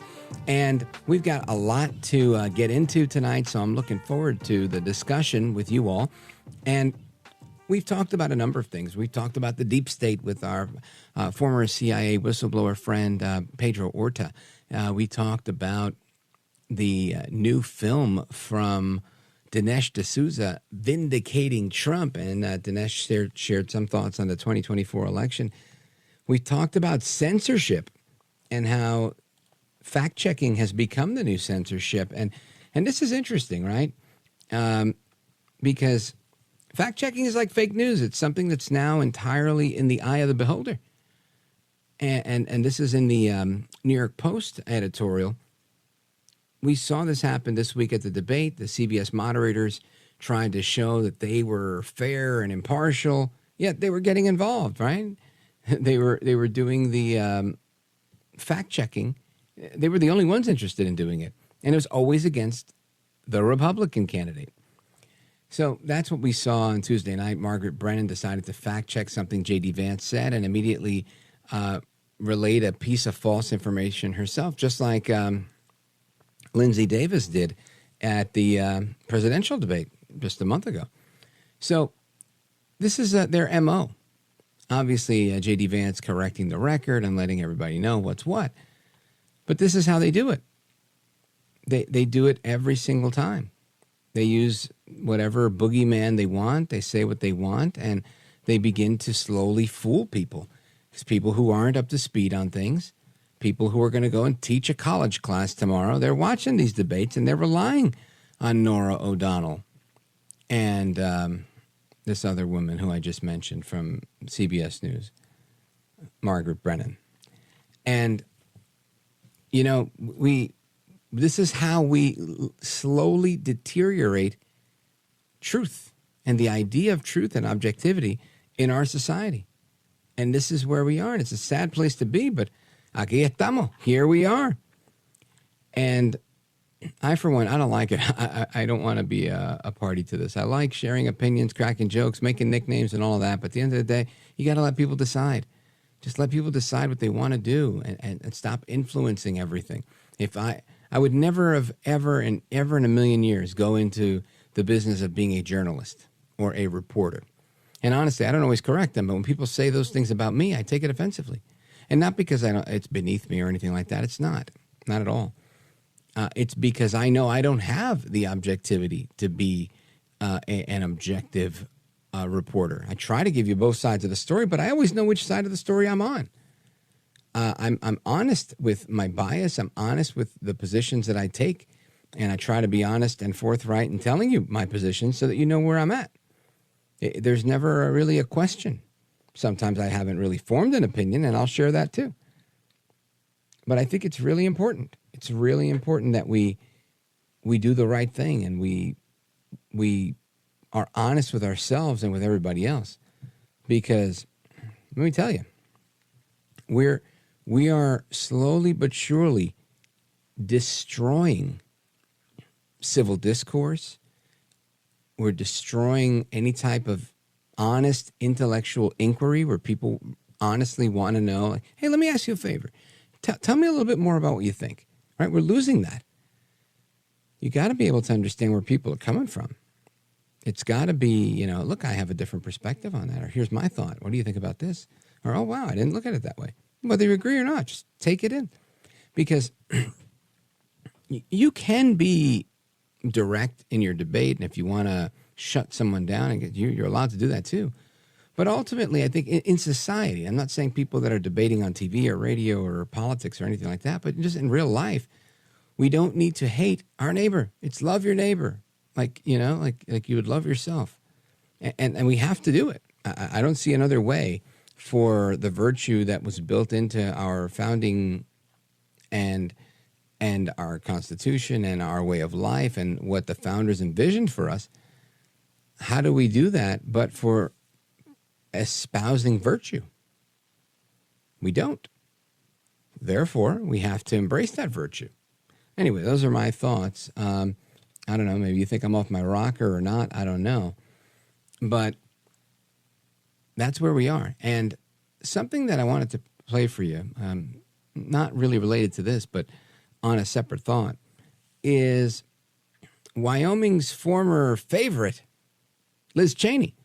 Liz Cheney has spent some years, people want to say she's a deep state person and a rhino. And look, she turned on Trump. I think that was a bad idea. She used her position as a Republican conference chair, and I think she needed to lose that position because of her critique of the president while she was sitting conference chair. But all that said and done, I've spoken with Liz Cheney a few times over the years and in my producer role, and I can tell you that I always thought she was a fine person, and she, very pleasant. She wasn't a contemptible or detestable person. She took exception to Trump, and he took exception to her and others, and there's bad blood now, but it doesn't change the person that I've always known her to be, right? And I'm not saying she's my best friend. I'm taking her to dinner. I'm just saying she has a different opinion on politics. I'm not going to hate her for having a different opinion. She's Dick Cheney's daughter. I'm not going to hate her for being Dick Cheney's daughter. I'm not going to hate Obama either. I'm not here to hate any of these people. I'm here to, maybe on my worst day, to hate what they believe, to hate where this country could end up if we follow their version of the yellow brick road, right?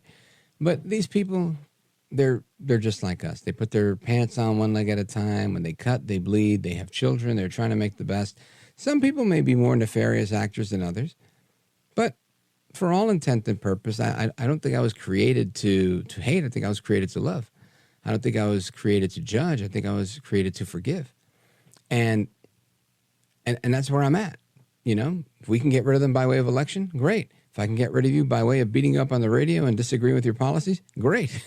If I can get rid of you through some sort of debate, super. I'll do it. Whatever we have to do, we're going to do. But I don't need to waste the energy or time into saying, these people, and talking about their physical appearance or anything like that. Just it's useless to me. I think it might be funny, but it's still useless. So Liz Cheney weighed in today, and she says that she's made up her mind, and as if we didn't know this, and she hasn't said it before, she's voting for Que Mala Eres. Listen to this. I tell you, I have never voted for a Democrat. But this year, I am proudly casting my vote for Vice President Kamala Harris. Liz Cheney's found her lane. She found a group of people that would applaud her for being a Republican and going against the Republicans, just like the Lincoln Project did and a handful of others. H.R. McMaster, John Bolton, so there's a number, right? I forget how many, and people love to call here and say, well, how come so many people on Trump's cabinet have turned against him? Well, because they were these kinds of sellout people. What do you want me to tell you?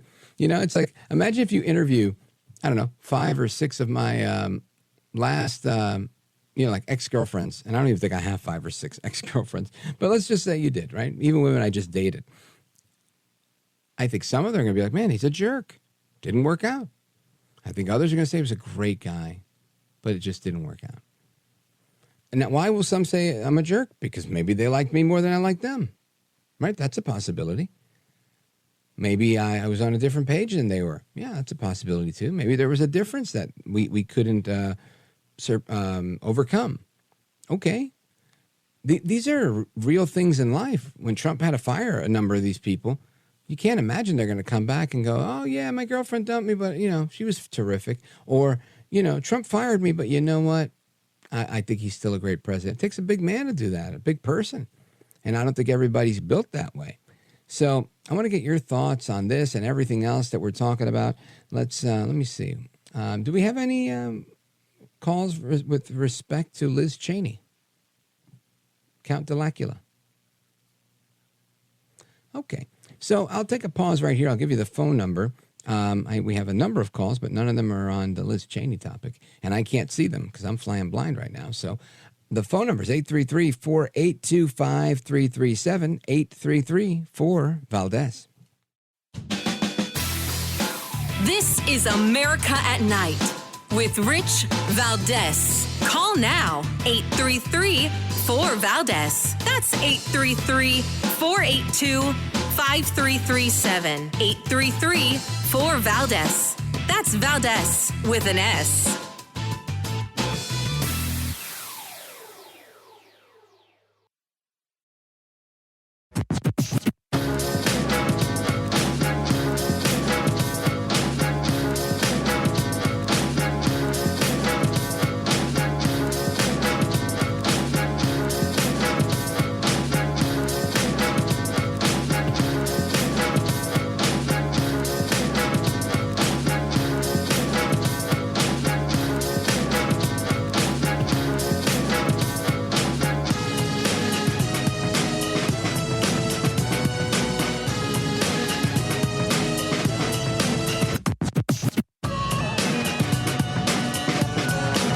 Call now, 833-4-VALDEZ. That's 833-482-5337, 833-4-VALDEZ. That's Valdez with an S. One of the things I tried to do, Sean, obviously is criticize Kamala Harris's record, but also remind the American people that Donald Trump is not the caricature that Kamala Harris and the media have made him out to be, that he was an incredibly effective president for 4 years in the Oval Office, and he actually solved problems, right? I think most Americans, Democrats, Republicans, people in the middle, they're sick of Congress being like a high-class debating society. They actually want their elected leaders to do something to solve the country's problems. Donald Trump did that more than any person I've sort of observed in my 40 years of being on this earth, and it was such a good opportunity for me to just make that point to the American people. We had low inflation, things were going well, the world was more peaceful, and actually, Sean, it's an easier argument to make tonight.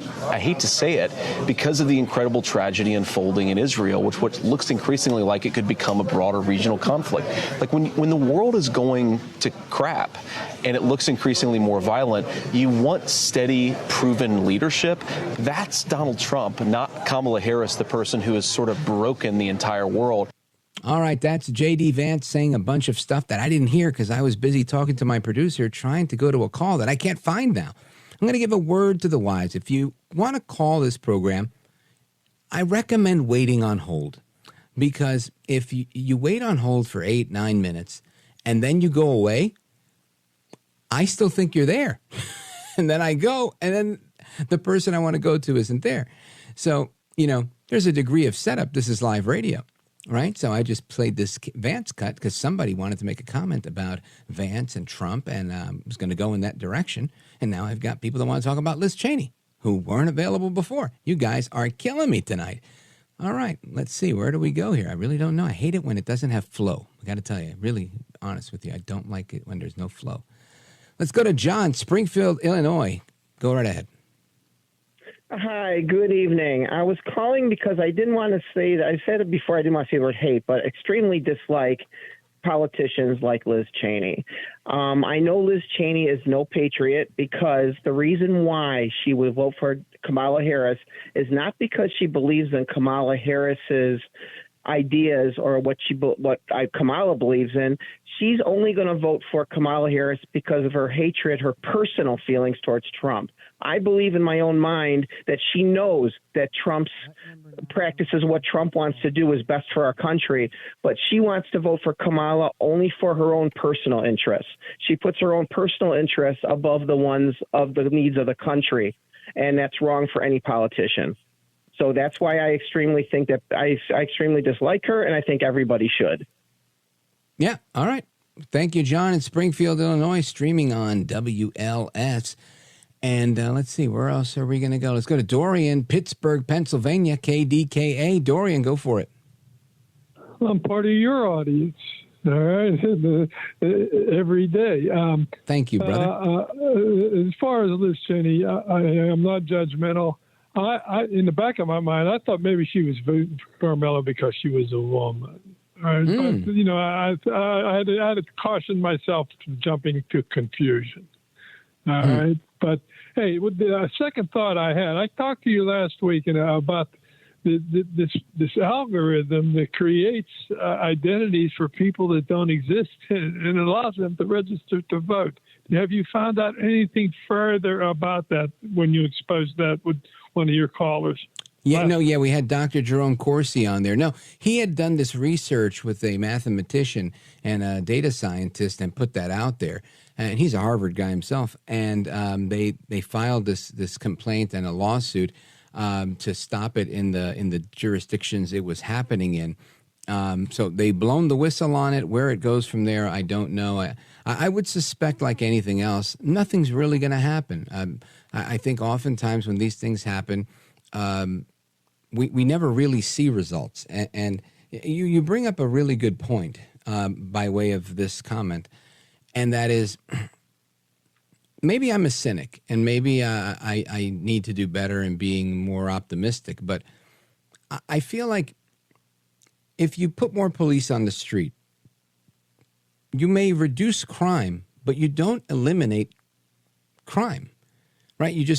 You're going to have a little bit of a safer area, maybe even a lot bit of a safer area.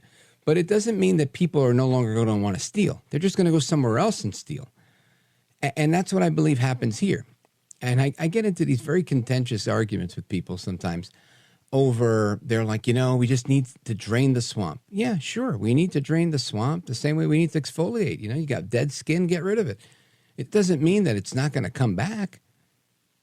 That's a reality. People are inherently bad, right? Not all people, but I guess, yeah, all people, right? Because whether we spend most of our time being quote unquote good doesn't mean we don't have the capacity for bad. And I think part of what makes us good people, or at least people that are trying to be good people, is our commitment to values, our commitment to faith, our commitment to fellow humans, where we put effort into trying to do the right thing. But that doesn't mean that left to our own devices that we may not become the worst versions of ourselves, right? And it depends on the person for sure. So I feel like, you catch this stuff, it's like whack-a-mole. You catch it, you report it, you say it's out there, you try and blow the lid on it. Super. Stick with it and keep doing it, because once that's solved, we're going to have it over here. We're going to have it over there. It's not like we would like it to be, right? I think a lot of people think, you know what, make an example of these people. They're stealing, cut their hands off. That'll stop the crime. I don't know if it will. I think ultimately it's a condition of the heart. People like to sin. And nothing we can do is going to stop that, but we can try to mitigate it as best we can. Folks, it's Rich Valdez coming right back. Thanks for the call, brother.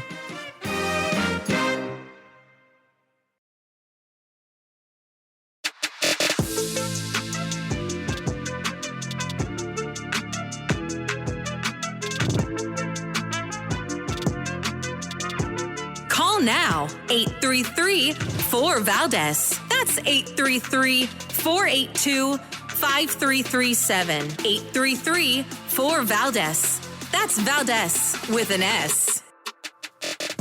All right, amigos, welcome back. And again, the longshoremen strike at the ports is seemingly over until January. If they get what they want, they won't have any automation in their new contract for the next 6 years. And then this will happen all over again in 6 years when they don't want automation again. And hopefully they won't hold us hostage again at that point. I don't know what will happen at that point. But I'm glad they got what they wanted, and we can move on. Anyway, that was that. Liz Cheney has endorsed Kamala Harris officially. She had been, alluding to that all along. And what else do we have here? The the war continues between Iran and Israel, and a lot going on there. President Biden weighing in today, saying that he does not support any attack on Iran's nuclear sites by Israel. I don't know why he wouldn't support that, but he does not. Listen to this. Support an attack on Iran's nuclear sites by Israel? The answer is no. I think we'll be discussing with the Israelis what they're going to do, but all 7 of us agree that they have a right to respond, that they should respond and enforce it. Yeah, so that's Biden, and saying, look, he doesn't think that they should be doing that. That Nancy Pelosi also weighed in on that. Senator Chris Murphy says that he's worried that Prime Minister Netanyahu is trying to influence the U.S. election by blowing these things up and responding to the 181 rockets that were sent his way.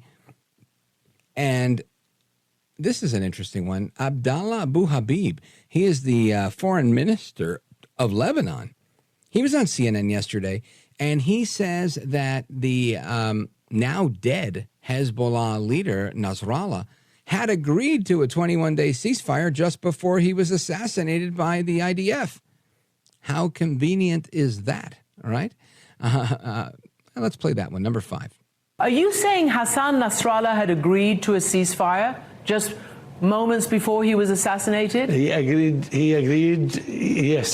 yes.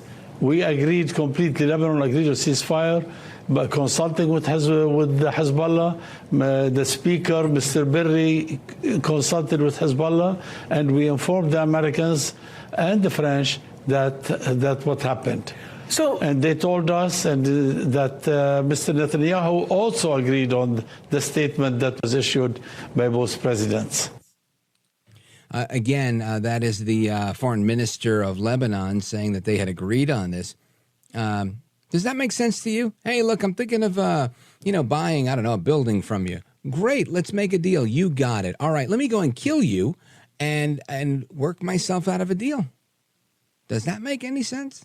Well, anyway, that's some of what's going on in the world. And something that happened last week that I wanted to get to, and we didn't spend enough time on it, was the FBI whistleblower. And there was a few of them. Steve Friend, he testified before Congress, and he came on the show right afterwards, and that was a great conversation we had with him. Marcus Allen was another one.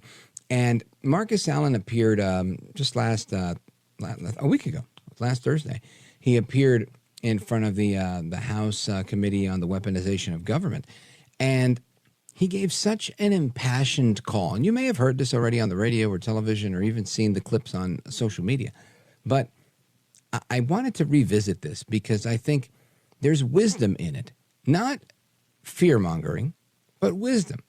So that we're prepared for what may come. Like they say, hope for the best, but always expect the worst. Listen to this. I personally believe that there are no current effective checks and balances against them conducting lawless action with any type of correction in a legitimate time frame. I welcome the work of the IG, but I think any type of lawless action, there's no legitimate time frame to rein them back in. Their ability to overclassify information can allow them to stonewall forever. To the American people, you have a duty as a citizen to vote, and I strongly urge you to do so. It's how you participate in the American experience. I know people have doubts about election integrity, but you must vote. It is your claim. Stake your claim and don't forfeit it willingly. Have your voice heard. My other recommendations are in the natural order. First, vote. The second is the Second Amendment. Arm yourself and know how to defend yourself. Make 3 to 4 friends in your neighborhood and promise to come to each other's mutual aid in times of hardship. And during the Great Depression, people stocked up a pantry. So I think that's a good practice, especially in our economic times, and make sure you have 3 to 4 months of food. And as a person of faith, I'd say pray the rosary, go to the First Friday devotions. That's for everybody, all my brothers and sisters of all faiths, and I know I'm Catholic. and read the gospel of our Lord and Savior Jesus Christ and live it every day. That was his testimony, the FBI whistleblower. He's telling you, hey, get out there and pray. Not bad advice in any way, in my opinion. But interesting, right? Have enough food, have this. This is coming from a guy who saw the inner workings of the deep state. And, you know, I wanted to play this earlier for our CIA whistleblower to hear, to get his thoughts on it, because I think this is it's kind of, you know, what he went through, right? He went through this retaliation process and ended up becoming a minister as a result of how much praying he did going through that whole process. But it gives us pause. At least it gives me pause, and it gives me perspective. You know, we have guys that are standing up to the government, and they're telling all of us, pray. That's how bad things are, huh? Well, we should be praying anyway. Let's go to Walter, St. Augustine, Florida, WFOY. Go for it. Hey, Rich. I'd like to talk to you about something, but I got AOC in the Spanish letter version. Is that okay to give it to you? Sure. Absolutamente, otramente, chocante. Got it? Yeah, I got it, brother. Tell me what's going on. Besides AOC all out crazy and everything that she's got going on, what are your thoughts on what we're talking about tonight? Sure, Rich. Yeah, you spoke about faith, in God and Jesus, Holy Spirit last night and tonight about not hating. And that's just it. You know, we're all created in God and Jesus' image, Genesis 1:26. And there was a movie in the 80s, Fort Apache, the Bronx, starred Paul Newman. And the Puerto Rican organization protested it, rightfully so, because the movie portrayed all Puerto Ricans badly, as did Carlito's Way, and just as Goodfellow, The Godfather, did to Italians. And what we should do is simply enjoy each other's cultures and try to love. But it's hard to do in politics, Rich. Yeah, listen, I know. And I didn't end up in this place, right? I could get as aggressive as many others, but I was kind of pushed into it by people that I know love God and love their neighbors. People that I know are way more charitable and benevolent than I am. Yet the things they say scare me. You know, when they say things, they're like, good people are going to be forced to do bad things because they're afraid. And when people are afraid or lack vision, right? And I think the word says that my people perish for a lack of vision. I think that's Hosea. And the reason that this is important to me, and I think it's part of our conversation tonight and every night and really in life, is because when we act on fear, we become like caged animals, right? If you're afraid of something, you get backed into a corner, you're no longer thinking rationally, you're thinking in survival mode, and I just got to survive. And I think that's what happens to people, and mainly the people on the left. This is why they're frantic. Right? This is why they scream and they react to it, because they're constantly told that climate change is an existential crisis and Trump is the end of democracy as you know it. And as they hear these lies repeated time and again, they have no choice in their brain but to believe it. Now, I believe that people have to be more informed and like Reagan said, be informed patriots. And I think that's critical. But I'm also not going to, if Nancy Pelosi wants to say that Trump is a threat to democracy, I'm going to say shame on you. But say what you got to say. I'm going to say what I got to say, and may the best person win, because that's ultimately how this thing works, right? We all have a shot here, and whoever does it best wins. Sometimes the truth and regular commentary is not as attractive as the crazy commentary where we say things like, Barack Obama, Oprah Winfrey, Hillary Clinton are all actually serving a prison sentence on Guantanamo Bay, Cuba, and the people we see in the public are just clones and actors and people wearing masks so that they can maintain their dignity. I've had people tell me this. And I think, Martin Luther King said that justice delayed is justice denied. Just imagine justice disguised. Just imagine us hiding the fact that people are paying the price for their crimes and making it look like they're not. I mean, the whole idea is so asinine. I rarely entertain those things because to me, this is a field day, right? The Russians, the Iranians, whomever it is that's creating propaganda to get in the head of the Americans, and you get an American to think like that, you've won. You've now won. People are no longer rational. They're no longer thinking. They're acting emotionally. They're reacting instead of being proactive. And this is the beginning of the end. So that's why I never take the bait. I never go down that road, and I leave the rabbit holes alone. Anyway, Walter, I want to thank you for your call, your thoughts, and your compliment, and your AOC in Spanish. That was pretty funny, and I appreciate it. Shout out to WFOY in St. Augustine, Florida. Folks, the rest of your calls and more coming up right now. This is America at Night with Rich Valdez.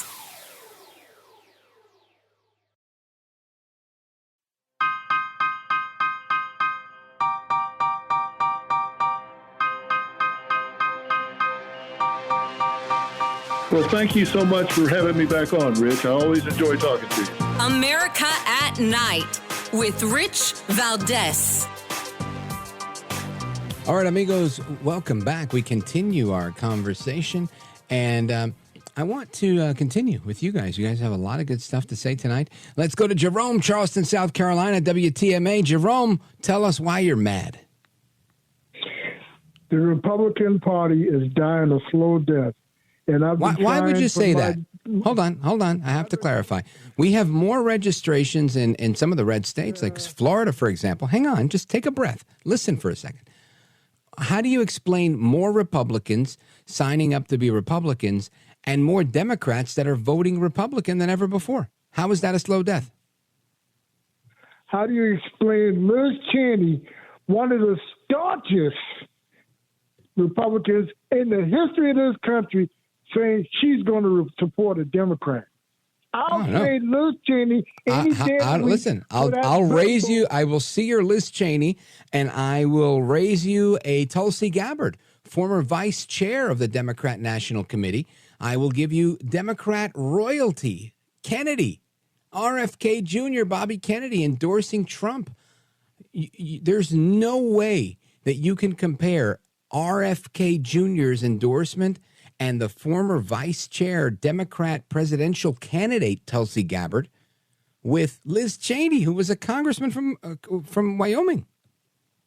Hey, Robert Kennedy's family can't stand him, and Tulsi Gabbard, she's an idiot. Okay, hey, how did she? So could I just say the same thing then? If that counts, can I just say that Liz Cheney is an idiot and that most Americans and Republicans can't stand her, and then we're even? Well, she's leaving the idiots. That's what she's doing.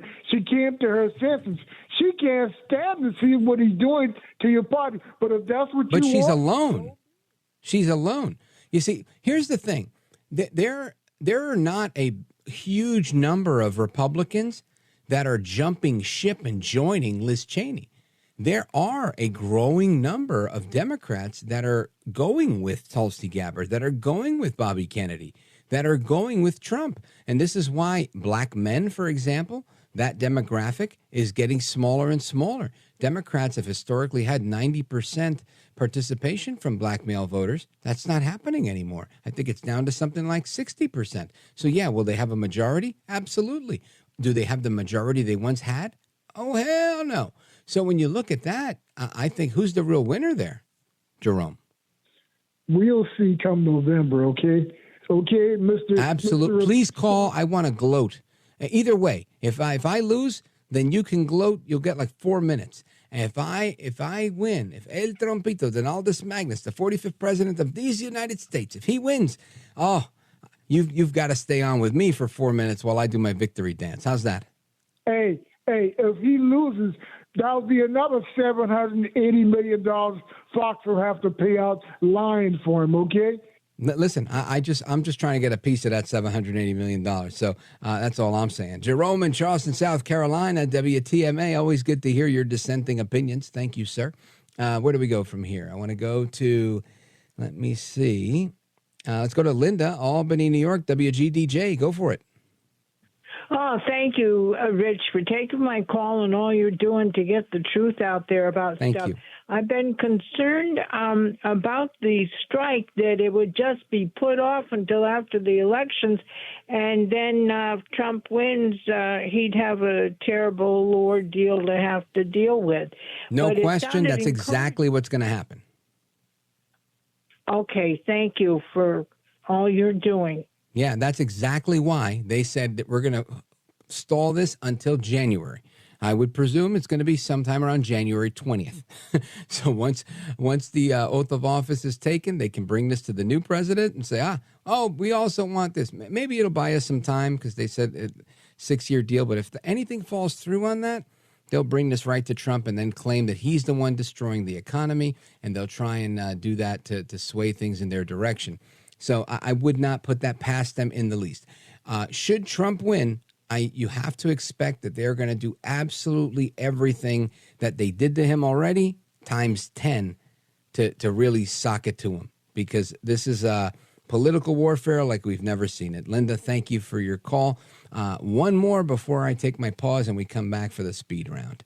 Let me see. Where do we go? Eduardo, Tampa, Florida, streaming us on WLS. Go right ahead, brother.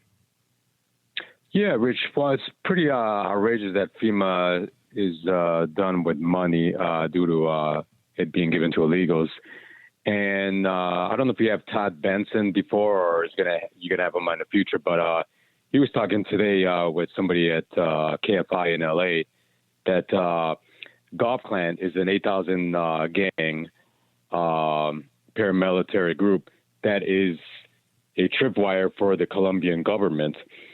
And they're helping these illegals get into Costa Rica, and then they're being bused to Mexico.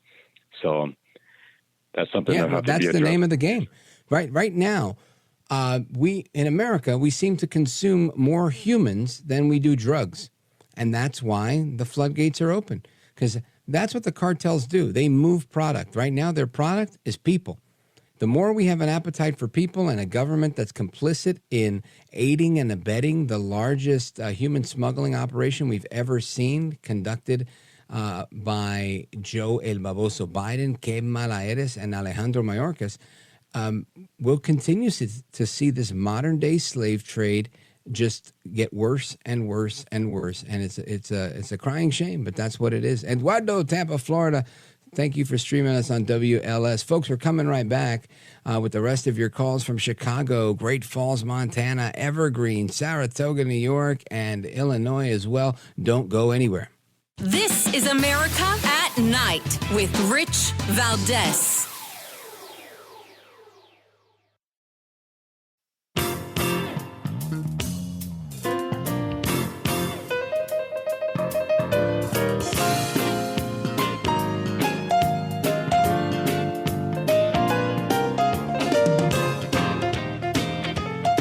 All right, amigos, welcome back. It's the speed round. Keep your comments very brief, straight to the point, and let's go to Steve, Great Falls, Montana, KQDI. Steve, go for it. Hi, on that Senate border bill, I'm getting higher numbers than 150,000 a month. If you look at it, if you go over 5,000 a day, it kicks in the 6-day rule, but you can go up to 8,500 in a 24-hour period. So you're actually looking at 56,000 a week, and you're closer to at least 220,000 a month. Yeah, you're right, and it puts it over 2 million a year, and that is a bad situation. That's not a remedy, right? That's not stopping the bleeding. I think that's just hoping for the best. Steve in Great Falls, Montana, KQDI. Thanks for pointing it out. Let's go to William, Chicago, Illinois, WLS, with less than a minute to go. Go for it. 3 quick things real fast. Number one, you're loved here in Chicago because I know a bazillion people, and everyone that's tuned into you likes you. Great. Let's start with Thank that. you. Let's start with that. Number 2, this mess over there in the Middle East, it's a ticking time bomb. Let me tell you, William, it's a ticking time bomb. I think it's blowing up. I was watching the videos of the Iranian attack, and while the Iron Dome was doing its thing and they were knocking stuff out of the sky, some of the stuff that was going to like field area was blowing up, and things were on fire in the Middle East. So you're not wrong, brother. Jane in Saratoga, New York, Doug in Polo, Illinois. Hasta la próxima. Take care. Good night, and God bless you, America. I'm Rich Valdez.